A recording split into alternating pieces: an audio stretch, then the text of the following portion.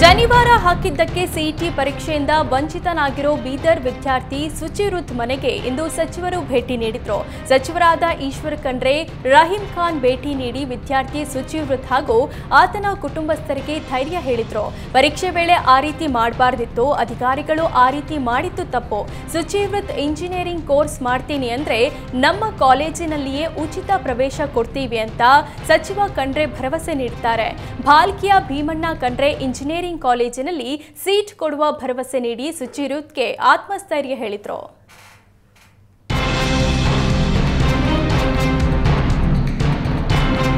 CET ಪರೀಕ್ಷೆಯಲ್ಲಿ ಧಾರವಾಡದಲ್ಲಿ ಅಧಿಕಾರಿಗಳು ಶನಿವಾರ ಕತ್ತರಿಸಿದ್ದ ವಿದ್ಯಾರ್ಥಿ ನಿವಾಸಕ್ಕೆ ಶ್ರೀರಾಮ ಸೇನೆ ಅಧ್ಯಕ್ಷ ಪ್ರಮೋದ್ ಮುತಾಲಿಕ್ ಭೇಟಿ ನೀಡಿದ್ದಾರೆ.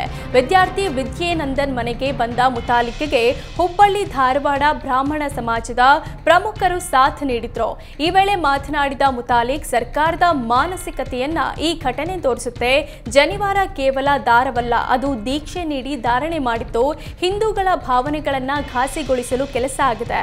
ಆಲ್ ಟಿಕೆಟ್ ಭಾಗದಲ್ಲಿ ಯಾವುದೇ ಕಂಡೀಷನ್ ಇರಲಿಲ್ಲ, ಆದರೂ ಶಿವದಾರ, ಶನಿವಾರ, ಕಾಶಿದಾರ ಎಲ್ಲವನ್ನೂ ತೆಗೆಸಿದ್ದಾರೆ. ಇಷ್ಟೆಲ್ಲ ಆದರೂ ಸಿದ್ದರಾಮಯ್ಯ ಸರ್ಕಾರ ಯಾಕೆ ಮೌನ ಆಗಿದೆ ಅಂತ ಕಿಡಿಕಾರಿದ್ರು. ಈ ವೇಳೆ ಮಾತನಾಡಿದ ವಿದ್ಯೇನಂದನ್, ಪರೀಕ್ಷೆ ಕೇಂದ್ರದ ಬಳಿ ಪೊಲೀಸರು ಪ್ರವೇಶ ದ್ವಾರದಲ್ಲಿಯೇ ನನ್ನ ತಡೆದು ನಿಲ್ಲಿಸಿದ್ರು. ಶನಿವಾರ ತೆಗೆಯಲು ಸೂಚಿಸಿದ್ರು. ನಾನೇ ಎಲ್ಲವನ್ನ ತೆಗೆದಿಟ್ಟು ಬರ್ತೇನೆ ಅಂದ್ರೂ ಕೇಳಲಿಲ್ಲ.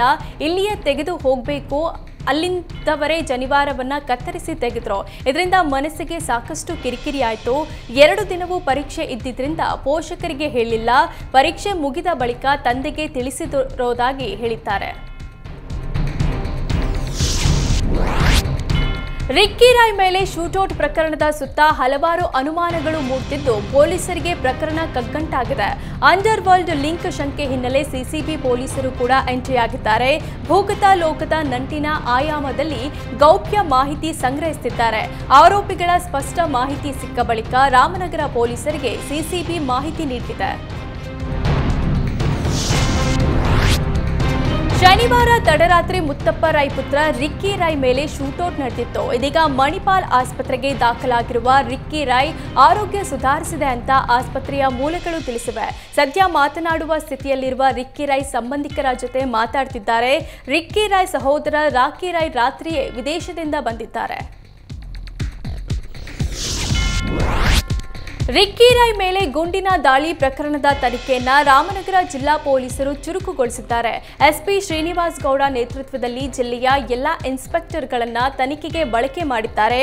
ಒಬ್ಬೊಬ್ಬ ಇನ್ಸ್ಪೆಕ್ಟರ್ಗೆ ಒಂದೊಂದು ಜವಾಬ್ದಾರಿ ನೀಡಿರುವ SP Srinivas Gowda CCTV camera ದೃಶ್ಯಾವಳಿ, ಘಟನೆ ನಡೆದ ಸ್ಥಳ ಪರಿಶೀಲನೆ, ಮುತ್ತಪ್ಪ ರಾಯ್ ನಿವಾಸದಲ್ಲಿ ಕೆಲಸ ಮಾಡುತ್ತಿದ್ದ ಕೆಲಸಗಾರರ ವಿಚಾರಣೆ, ಟವರ್ ಡಂಪ್, ಸಿಡಿಆರ್ ಸೇರಿದಂತೆ ಒಂದೊಂದು ಜವಾಬ್ದಾರಿ ನೀಡಿದ್ದಾರೆ.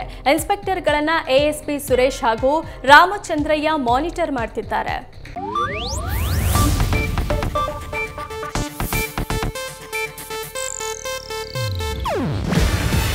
ಇದು ಏಷ್ಯಾನೆಟ್ ನ್ಯೂಸ್ ನೆಟ್ವರ್ಕ್ ಪ್ರಸ್ತುತಿ. ನೀವು ನೋಡ್ತಿದ್ದೀರಾ ಏಷ್ಯಾನೆಟ್ ಸುವರ್ಣ ನ್ಯೂಸ್.